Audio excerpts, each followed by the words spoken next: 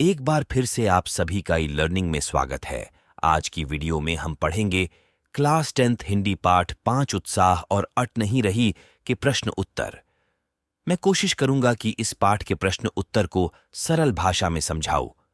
आप सभी बच्चों से मेरी एक रिक्वेस्ट है, यदि आप हमारे चैनल पर पहली बार विजिट कर रहे हैं या हमारी वीडियो को पहली बार देख रहे हो तो चैनल को सब्सक्राइब करें और वीडियो को लाइक करें और अपने फ्रेंड्स के साथ वीडियो को ज्यादा से ज्यादा शेयर करें, जिससे हमारे चैनल को ग्रोथ करने में हेल्प मिलेगी। धन्यवाद। चलिए शुरुआत करते हैं पहले प्रश्न से। पहला प्रश्न, कवि बादल से फुहार, रिमझिम या बरसने के स्थान पर गरजने के लिए कहता है, क्यों? उत्तर, निराला क्रांतिकारी कवि थे। वे समाज में बदलाव लाना चाहते थे, इसलिए जनता में चेतना जागृत करने के लिए और जोश जगाने के लिए कवि बादल से फुहार, रिमझिम या बरसने के लिए न कह गरजने के लिए कहा है। गरजना शब्द क्रांति, बदलाव, विरोध दर्शाता है। दूसरा प्रश्न, कविता का शीर्षक उत्साह क्यों रखा गया है? उत्तर, कवि ने गीत में बादलों के माध्यम से लोगों में उत्साह का सृजन करने को कहा है। वह लोगों को क्रांति लाने के लिए उत्साहित करना चाहते हैं, इसलिए कविता का शीर्षक उत्साह रखा गया है। तीसरा प्रश्न, कविता में बादल किन किन अर्थों की ओर संकेत करता है? उत्तर, कविता में बादल निम्नलिखित अर्थों की ओर संकेत करता है। पानी बरसाकर सबकी प्यास बुझाता है और सुखी बनाता है। गर्जन कर क्रांतिकारी चेतना जागृत करता है। नवनिर्माण कर नवजीवन प्रदान करता है। चौथा प्रश्न, शब्दों का ऐसा प्रयोग जिससे कविता के किसी खास भाव या दृश्य में ध्वन्यात्मक प्रभाव पैदा हो, नाद सौंदर्य कहलाता है।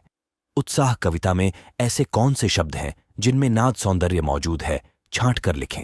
उत्तर, कविता की इन पंक्तियों में नाद सौंदर्य मौजूद है। 1. घेर घेर घोर गगन धाराधर ओ। 2.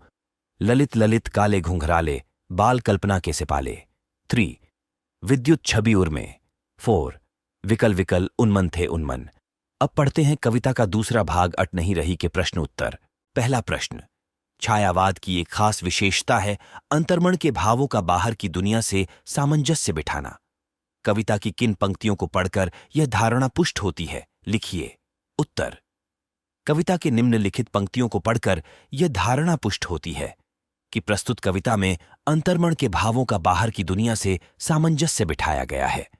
आभा फागुन की तन सट नहीं रही है, उड़ने को नभ में तुम पर कर देते हो, आंख हटाता हूं तो हट नहीं रही है। दूसरा प्रश्न, कवि की आंख फागुन की सुंदरता से क्यों नहीं हट रही है? उत्तर, कवि की आंख फागुन की सुंदरता से इसलिए हट नहीं रही है क्योंकि इस महीने में प्रकृति का सौंदर्य अत्यंत मनमोहक होता है। पेड़ों पर हरी और लाल पत्तियां लटक रहे हैं। चारों ओर फैली हरियाली और खिले रंग बिरंगे फूल अपनी सुगंध से मुग्ध कर देते हैं। प्रकृति का नया रंग और सुगंध जीवन में नई ऊर्जा का संचार करती है। तीसरा प्रश्न, प्रस्तुत कविता में कवि ने प्रकृति की व्यापकता का वर्णन किन रूपों में किया है? उत्तर, प्रस्तुत कविता में कवि ने प्रकृति की व्यापकता का वर्णन निम्नलिखित रूपों में किया है। पेड़ पौधे नए पत्ते पाकर खिलखिला रहे हैं। फूलों की खुशबू वातावरण को सुगंधित कर रही है। डालियां कहीं हरी तो कहीं लाल पत्तियों से भर जाती हैं। बाघा बगीचों में चारों ओर हरियाली छा गई है।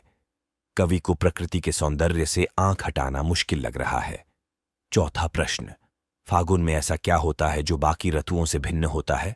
उत्तर, फागुन में प्रकृति की शोभा अपने चरम पर होती है। पेड़ पौधे नए पत्तों, फल और फूलों से लद जाते हैं। हवा सुगंधित हो उठती है। आकाश साफ स्वच्छ होता है। पक्षियों के समूह आकाश में विहार करते दिखाई देते हैं। बाग बगीचों और पक्षियों में उल्लास भर जाता है। इस तरह फागुन का सौंदर्य बाकी ऋतुओं से भिन्न है।